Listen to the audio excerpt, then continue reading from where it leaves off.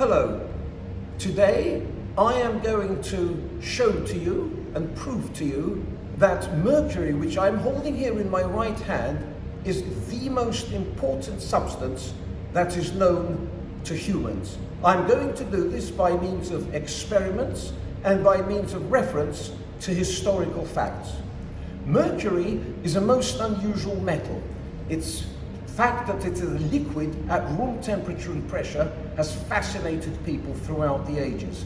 Today, the explanation that we offer, it is indeed very unusual that mercury, which has a very high density of 13.6 grams per cc, which is considerably denser than water, mercury is a liquid at room temperature and pressure because of the relatively weak forces between the atoms. Now, we call them van der Waals forces. They are relatively weak, and the reason why they're weak is because mercury atoms have two electrons in their outer orbital, outer shell, and the radius of these electrons is reduced by a phenomenon called relativistic contraction. Now, I don't fully understand that myself, but the fact is that we all know that mercury is a liquid, and therefore it must have relatively weak forces between its atoms.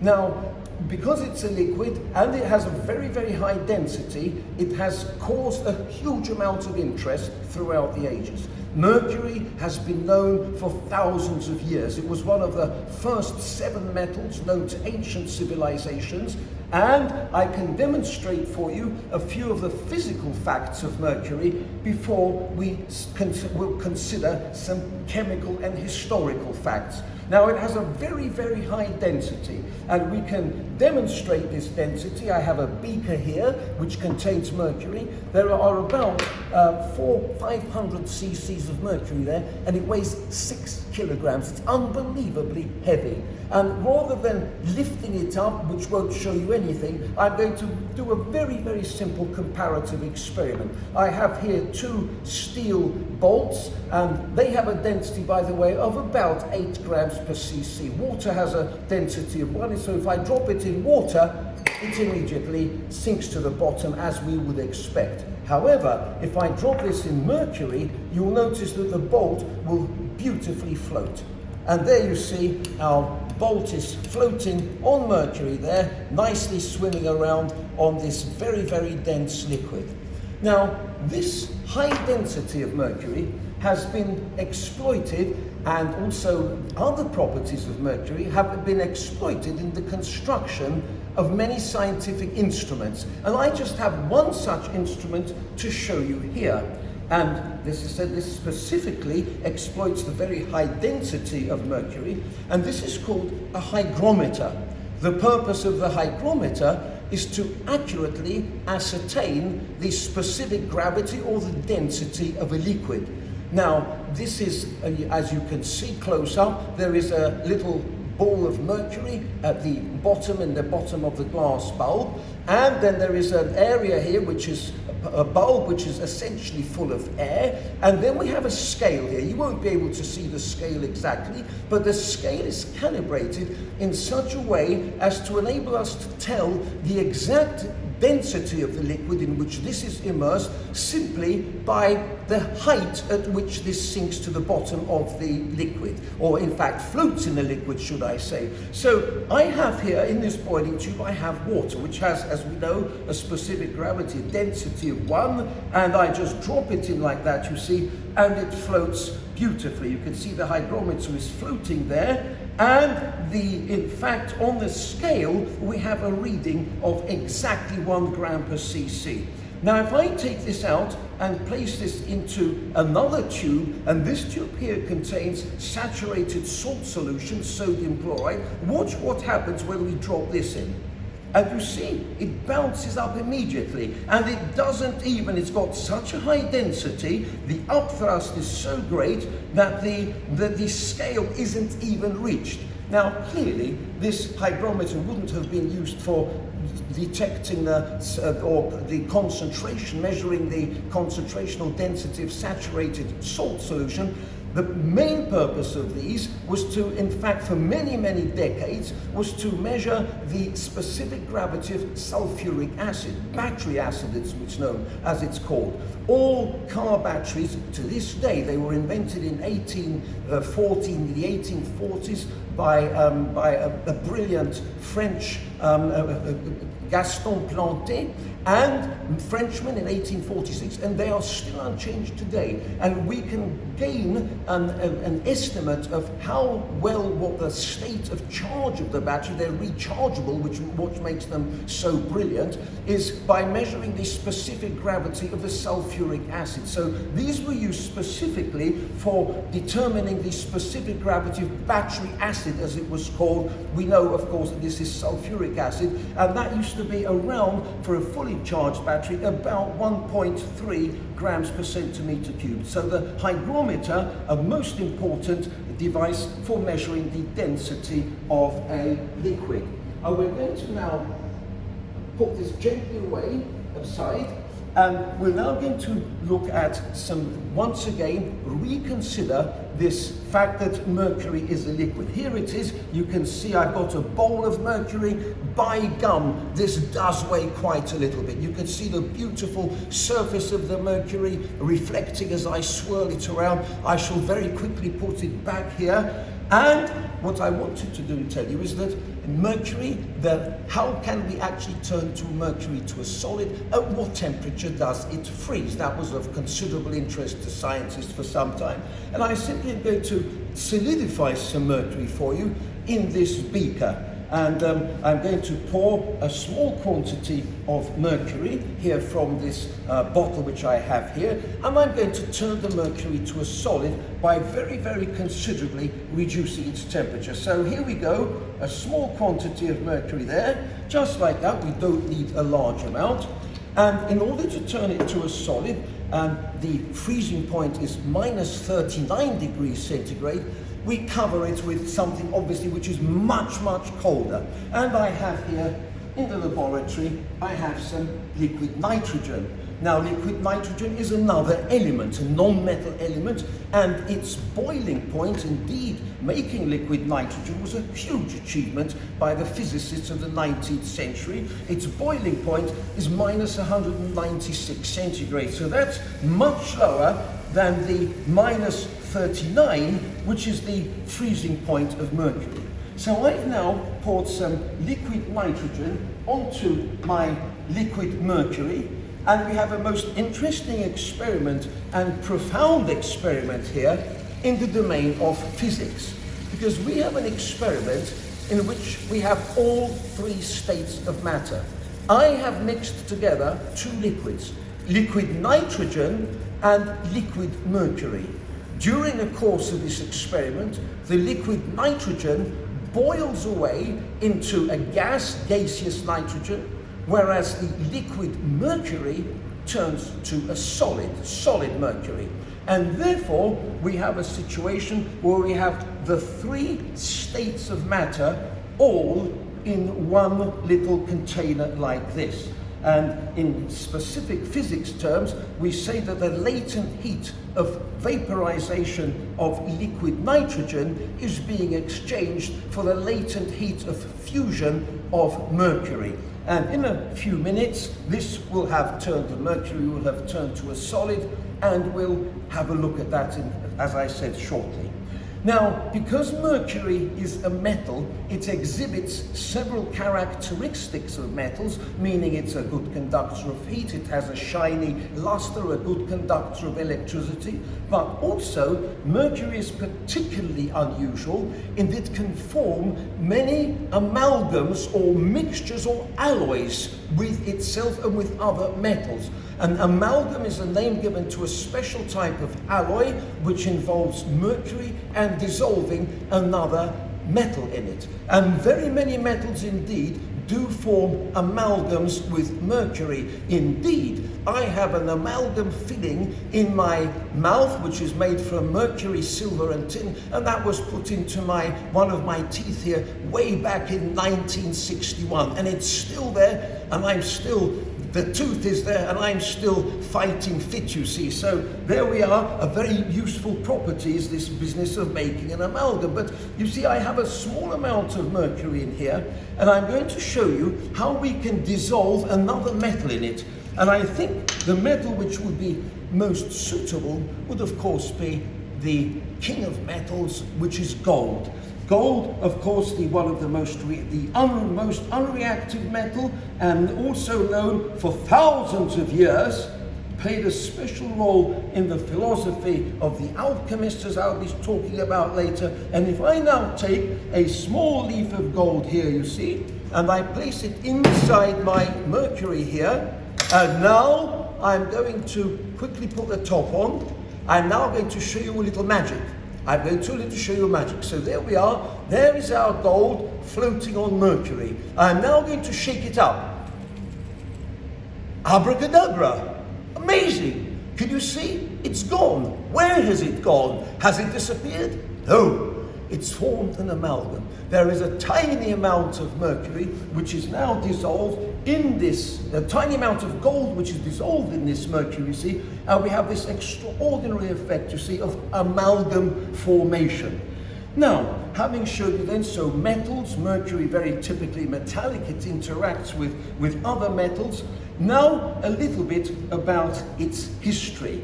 And mercury, as I said, has been known for thousands of years. So how was it known for thousands of years? Where was it extracted from? Well, I have the answer for you here. I have here for you a small piece of the mineral which has the name cinnabar. It is a dark red mineral indeed, and the chemical name for it is mercuric sulfide. And this occurs in certain parts of the world. There are famous mercury sulfide or cinnabar mines in China, in Spain, in Slovenia, and also in Mesoamerica, where we have Mexico today. In all of those places and in others, mercury was obtained on a huge scale by heating this rock which I have here called cinnabar. I am now going to show you, I'm going to reproduce such an early experiment for you by showing you a piece of cinnabar which I have here, and I'm going to roast it with a flame which is going to be generated by my special torch here. Now, the temperature at which this reaction takes place is obviously quite a high temperature, and what I'm going to ask you to do, to observe, is when I start heating this lump of cinnabar here, the temperature of this I will generate here will be very considerable, by the way. We're looking at the order of about 1600 degrees centigrade. It will glow red hot, and then it will start to decompose. And I'm hoping to show you it will decompose into its elements, which are, of course, mercury and sulfur. And the purpose of this tube, by the way, is a safety tube so that the vapors are extracted. They don't go into my face, but they will go into our fume cupboards or extractors, which we have behind us. And hopefully, I will be able to show you a beautiful silver mirror of mercury on this tube once the reaction has finished. So let's now ignite our burner and start the experiment.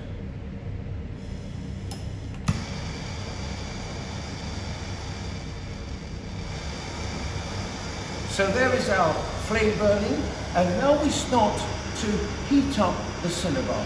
Now this does take a couple of minutes.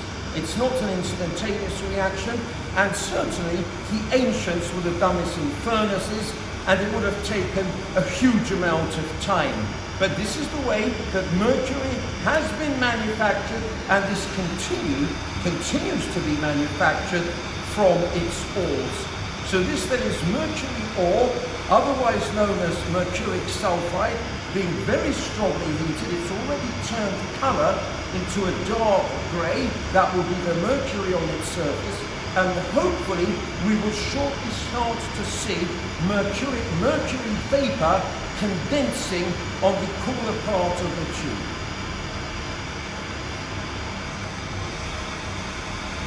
I have to take care not to melt the tube, which can very easily happen at these temperatures. So as I say, does require a little care. And I think if we look carefully, you will be able to see the mercury vapor is already condensing, or we're going to have a mercury mirror, and there is a beautiful mercury mirror forming rapidly at this moment. And I'm now going to stop the heating, because I think I have done enough to show you this has clearly gone a very dark color. Notice, by the way, here we have the yellow color. It's very faint indeed, but that is in fact nothing other than pure sulfur. So in this experiment, we have decomposed mercury sulfide into its two elements, sulfur and mercury. And indeed, both of these elements played a huge role in the early alchemical philosophy, as I will shortly explain. I'm going to very carefully now put away my burner,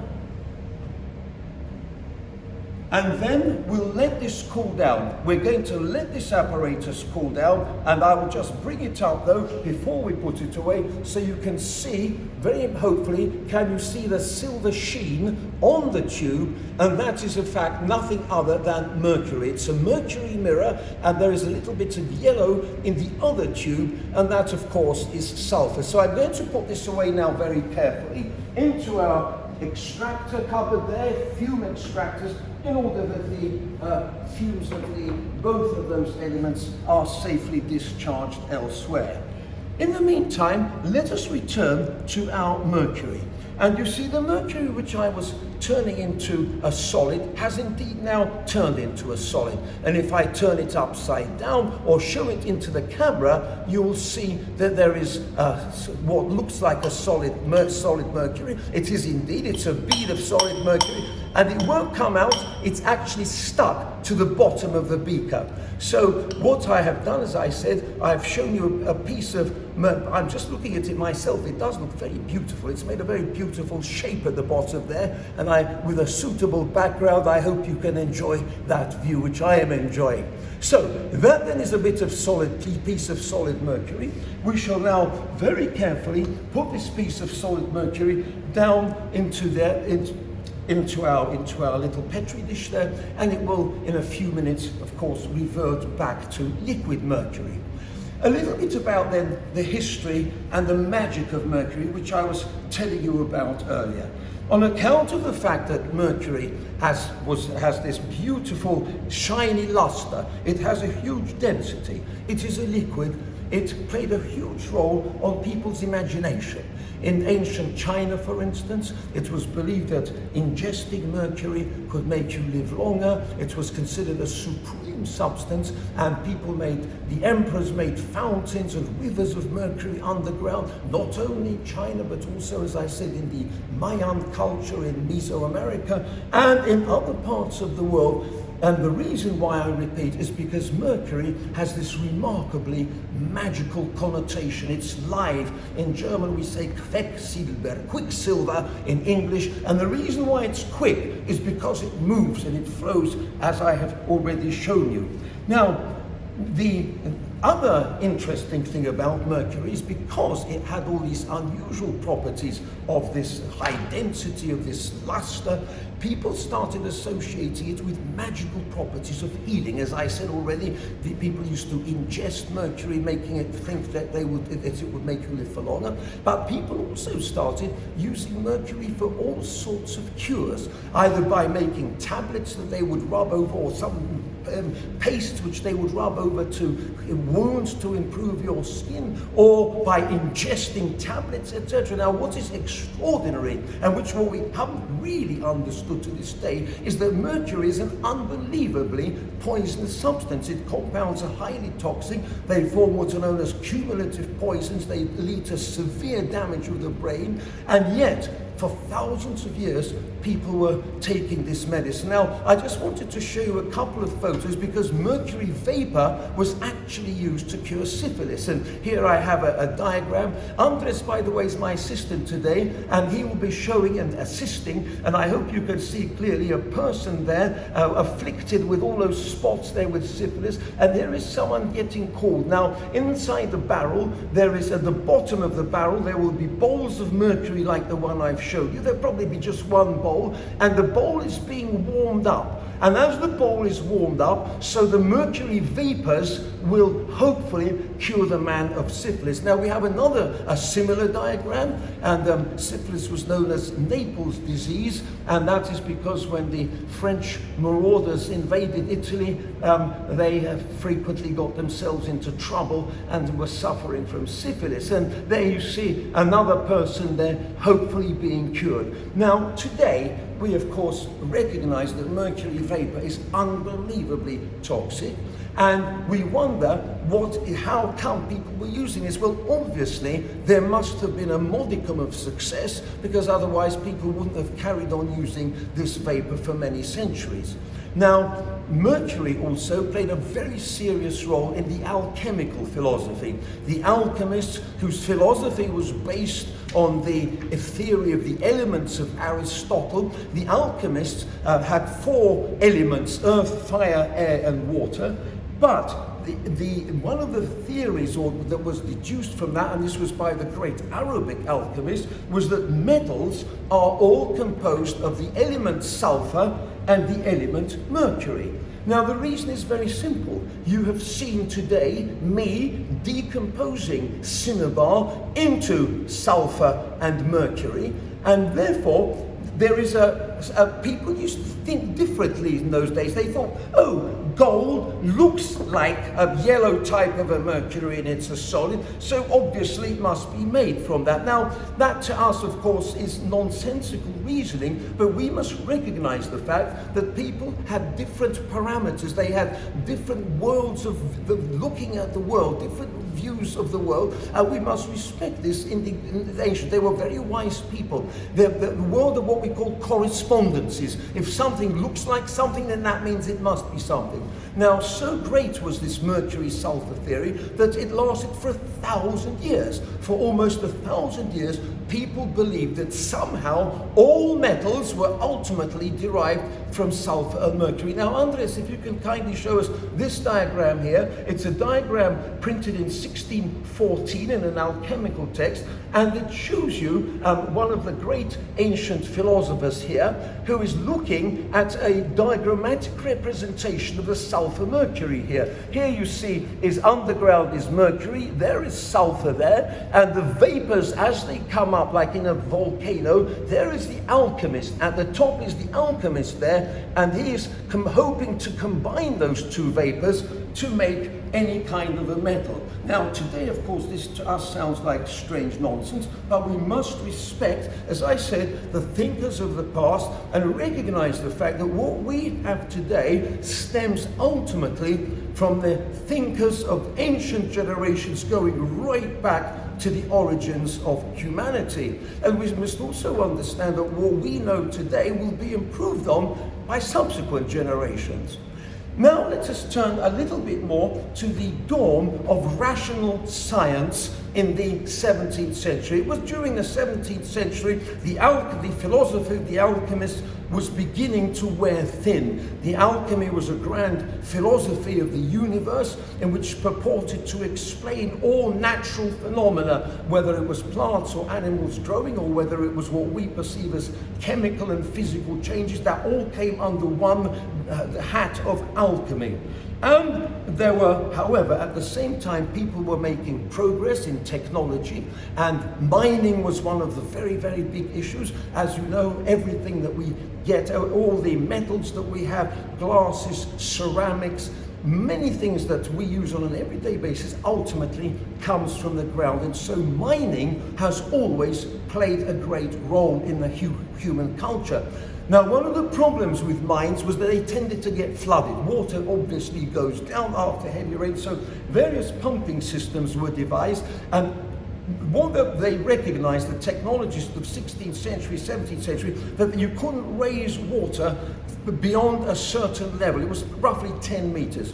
And people started investigating why this was. Why couldn't the water go any higher? You see, at that stage, they didn't understand the concept of pressure, which I incidentally don't understand very well, but I'm always willing to learn, you see. But pressure and the fact that air is heavy and it acts around us and it exerts a pressure.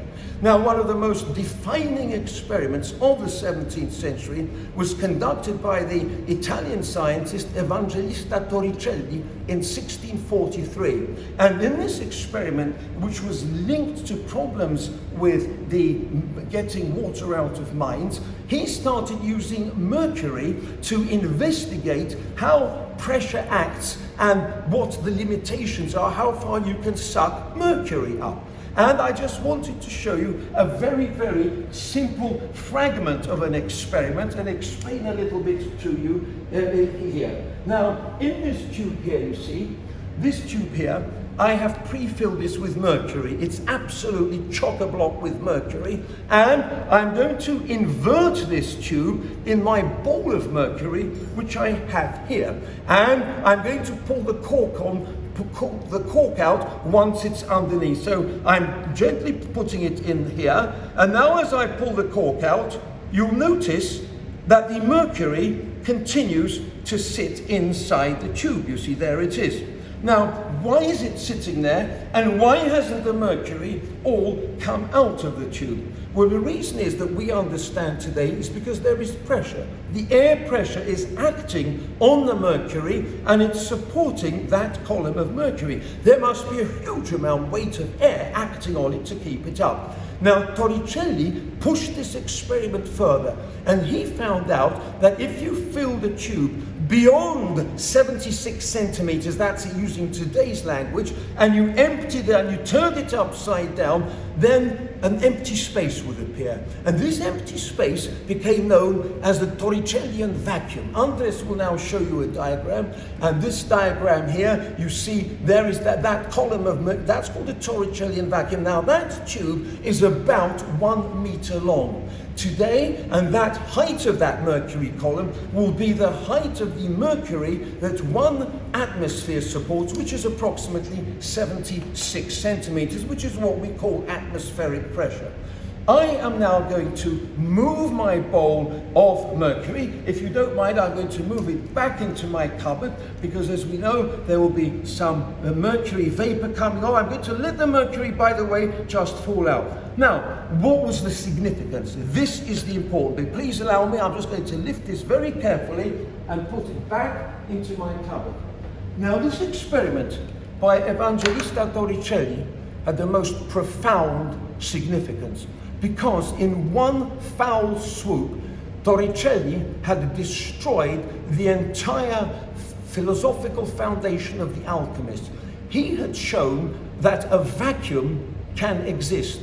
Until that time, according to the philosophy of Aristotle, nature abhors a vacuum. Everything had to be filled with something. All space was full of something. And that was not only taken up by the alchemists, but also by the religious people who supported the Aristotelian philosophy. And anyone who dared to disagree with this type of philosophy, and indeed the Ptolemaic system of astronomy, they were subjected to the possibility of being burnt at the stake as heretics, and indeed many people were. Now, to return then to this groundbreaking discovery of Torricelli, he had discovered, he had experimentally verified the vacuum. In so doing, he opened the ground for a totally new interpretation of what matter is made of. And that was the atomistic theory. The atomists had already existed over 1,000 years ago, at the same time as Aristotle indeed. But they had no experimental evidence to show that matter is made of tiny particles, because the argument was, if you've got these tiny particles, well, what's between them? And the answer is there's nothing. Now, we had a totally new interpretation. Thanks to the experiment of Torricelli, we were now able to prove and demonstrate without any doubt whatsoever that matter can be made of particles. And once that theory had been clearly established, the experimental evidence had been put to proof, had been proved by many others, so science started making a completely new type of progress, which we call ultimately the scientific revolution. Mercury played a key role in the scientific revolution, but please listen more. I have more to tell you. On account of its wonderful ability to conduct electricity at the beginning of the 19th century, more and more people were turning their attention to an invisible force, not only gravitational force, which had been studied and brilliantly explained by Isaac Newton, but to electrical forces. Forces which were invisible and which had been shown by the Danish physicist Ørsted in 1820, that if you pass an electric current through a wire, then that wire develops a magnetic field. This was a huge, huge step forward in our understanding of the nature of matter. And the study of electricity and electrical phenomena preoccupied thousands of people throughout the ages. And they too, throughout the 19th century, would be a better way of saying it. And what I wanted to show you now is one of the greatest and most remarkable steps forward in this field. It was made by the brilliant English experimenter Michael Faraday. Michael Faraday, who had already established himself as one of the great successors of the lectureships of the Royal Institution of Great Britain, where the most famous scientists were beginning to make an appearance, Humphrey Davy being probably the first of the great line of these scientists. But Michael Faraday was working there. His experimental and observational skills were absolutely unprecedented. In a nutshell, in 1821, Michael Faraday invented the electric motor. I won't have time to go into the theory, but I have here the experiment which demonstrates the principle of the electric motor. I have here two wires. And notice, Mercury plays the fundamental role. There is mercury, which is in the bottom of our tube here. There is an electrical contact to the mercury. In the bottom of the tube, there is standing vertically a magnet, a permanent magnet with a north and a south pole on it. And suspended next to it is a very thin copper wire, which has got a ball and socket joint. It's got full ability to move. Now, when I turn on the switch, please notice what happens to the wire. We've now got the switch, and can you see the most remarkable effect of all? The wire is rotating around the pole. And why is that, the pole of the magnet? The reason is because as the current flows through the wire, so it generates a magnetic field, and that magnetic field is causing it to be repelled from the magnet in the middle. I'm going to turn it off now because I think the demonstration is extraordinarily successful, and I'm going to say furthermore that this was the first demonstration, the repulsion of the needle, which had an electric current flowing through it around, and it was connected to the mercury, and around a central magnet was the first demonstration of rotational motion caused by electricity and in conjunction with electromagnetism, through electromagnetic induction. Now, I have a diagram. Again, this diagram, by the way, is taken from my old physics book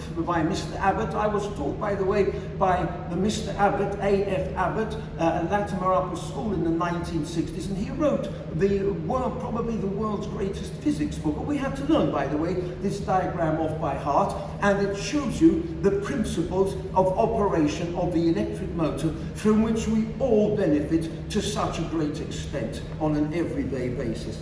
I'm now going to turn to the chemistry of mercury.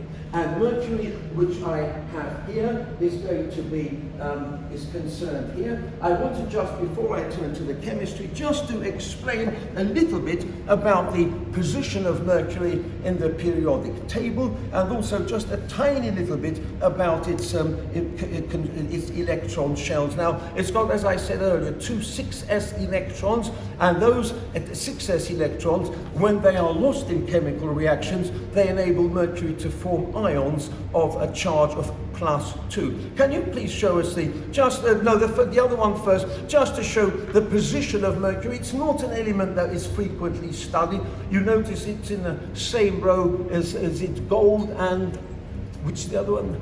You must forgive me, I forgot it. So it's zinc and cadmium and gold next to it on the bottom. You see, even I don't remember. But it's not studied frequently, but there it is, it's partly in the transition elements. That's the important thing. And that means it then can exhibit different oxidation states, +2 and +1. And if I just show you up, there's the electron configuration of mercury. You don't have to look at it or remember it, but the important point, it's got a full S shell, full S shells, P shells, D shells, and F shells, and only two S6s electrons in its outer orbital, which means, as I said, it can form +2 and +1 ions as well.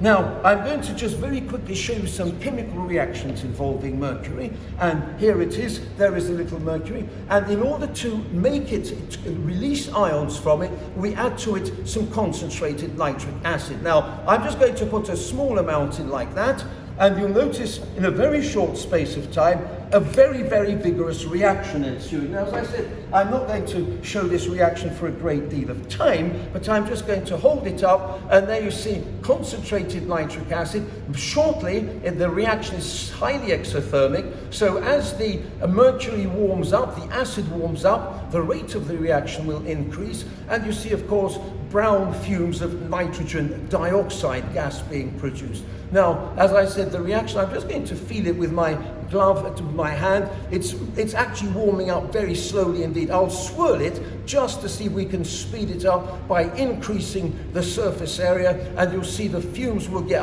there we are. We're now in business, you see. We have a very vigorous, can you see the brown nitrogen dioxide gas coming off? So we now pop this into the fume cupboard. We will allow this to pop into the fume cupboard, and I have to show you here, isn't it amazing? Can you see how vigorous the reaction?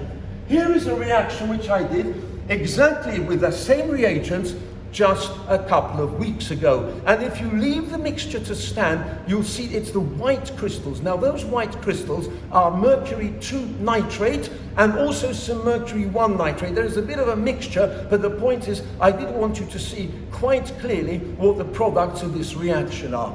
Now, having shown you this, I do want to just say a little bit about the chemistry of mercury 1 and mercury 2. I have here some very, very straightforward reactions which I wanted to demonstrate for you. They're what we call precipitation reactions, and they just show you a few quite remarkable bright colors which are produced. So I'm going to start off. Here I have mercury 2 chloride solution, and I'm going to add to it some potassium iodide. Now that will make mercury 2 iodide by precipitation. There you see there is the beautiful bright orange mercury iodide which has formed as a precipitate. However, as I now add more potassium iodide, please watch carefully what happens. And there you see a remarkable transformation. The precipitate has dissolved.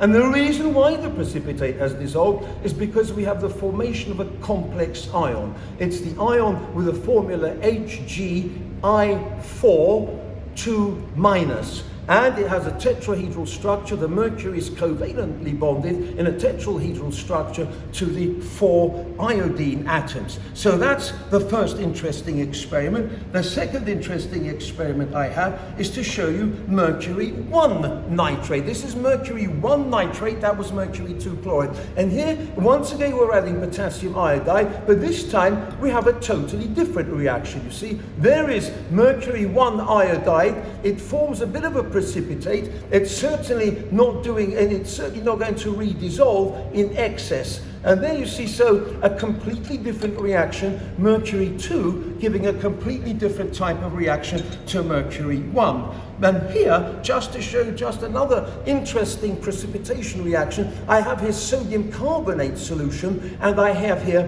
mercury 2 chloride. And look at the beautiful precipitate which is formed here. If I add enough of it, whoops-a-daisy, I might have to get, it's not formed. Oh dear, let me add some more sodium carbonate. You must excuse me. I hadn't tested this one out just recently, but let's just try. I should get a beautiful chocolate brown precipitate. I'm sorry if this one hasn't worked, but let's just keep adding.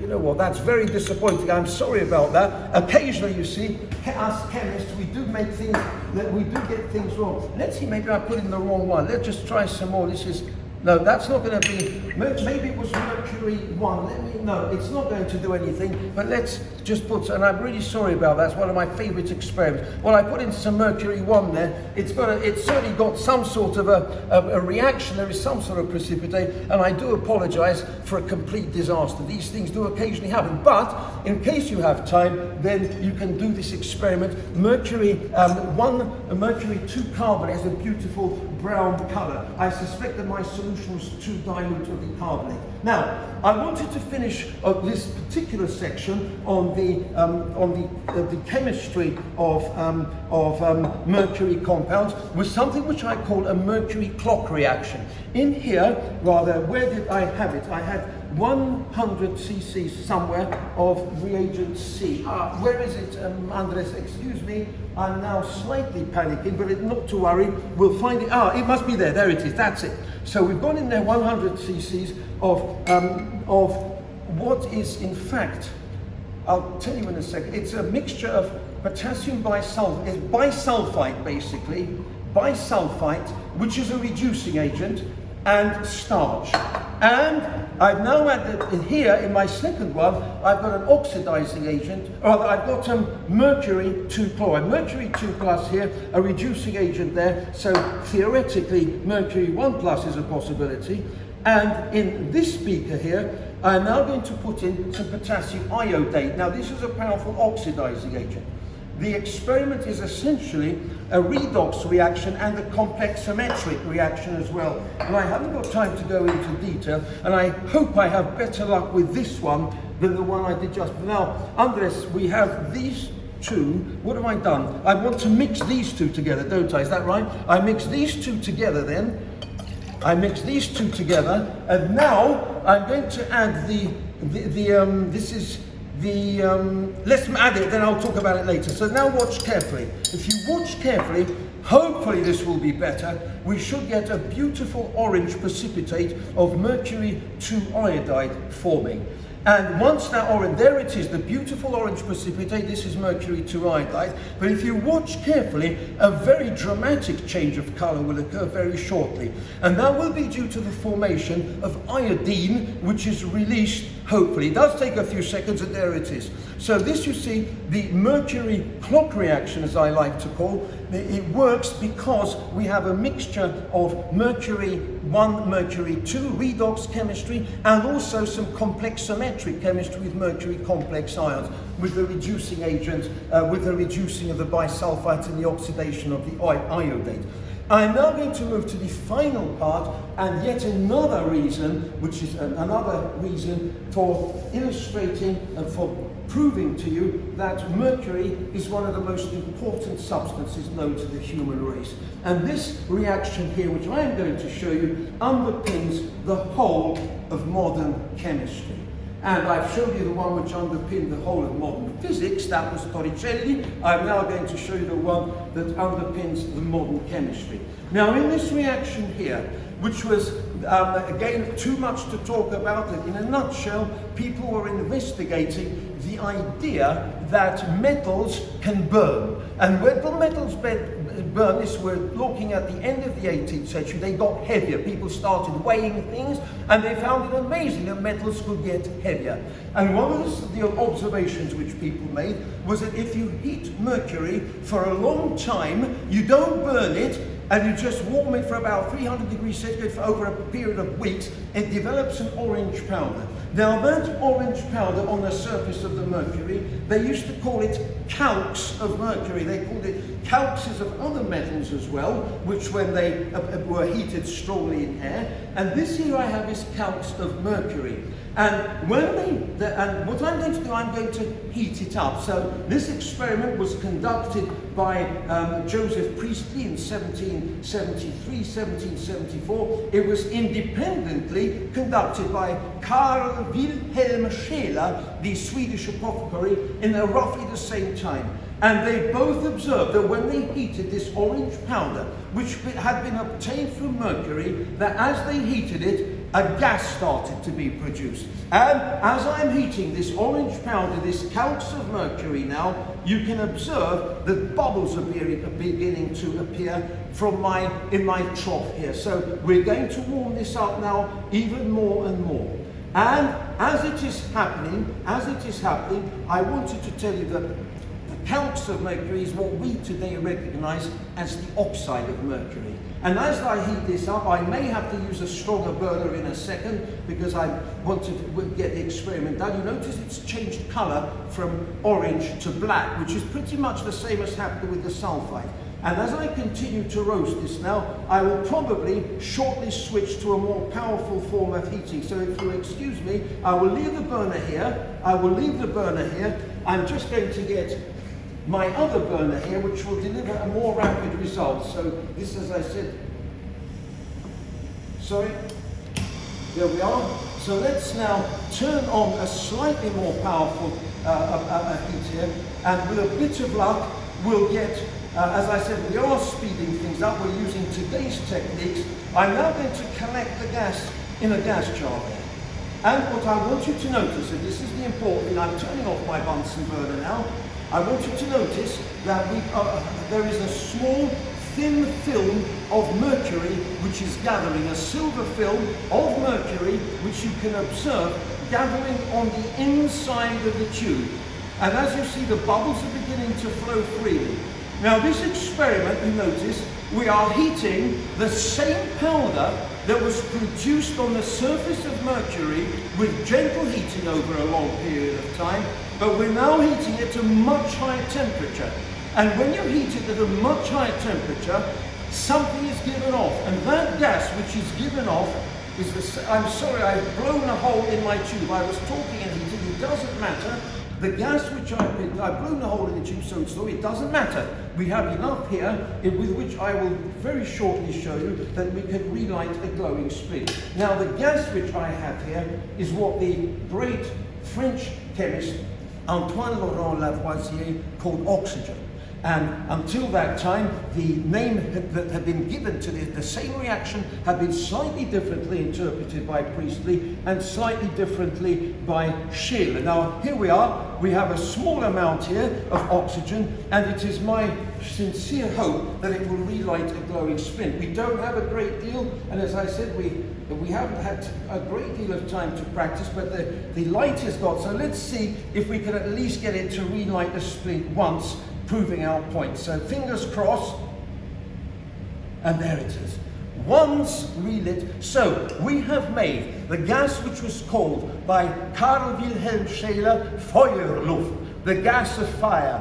The English chemist Joseph Priestley called it dephlogisticated air. The great French chemist Antoine Laurent Lavoisier, who formulated today's theory of combustion. And I have the apparatus to show you. Andres, if you could just kindly hold that. That is the apparatus. I don't have the time, but it's the reversible decomposition, the combination of mercury with oxygen at lower temperatures and the decomposition of the oxide at higher temperatures, which enabled Lavoisier. Andres, could you please come round? Andres was my assistant. I would like you to show, because it's thanks to Andres that really this has all happened today. And I have just to summarize, Lavoisier was able to formulate today's theory of combustion, which underpins modern chemistry. In a nutshell, to summarize, mercury has played a vital and irreplaceable role in modern physics, modern chemistry, and in our usage of electric motors. I hope I have made my case quite clear why mercury can be considered to be the most important substance known to man. My profound thanks go to Andres, because without Andres, nothing here would have happened. He has produced everything, too much to talk about. Andres, a million thanks indeed, and a million thanks to all of you for watching, and very, very best wishes. Thank you very much.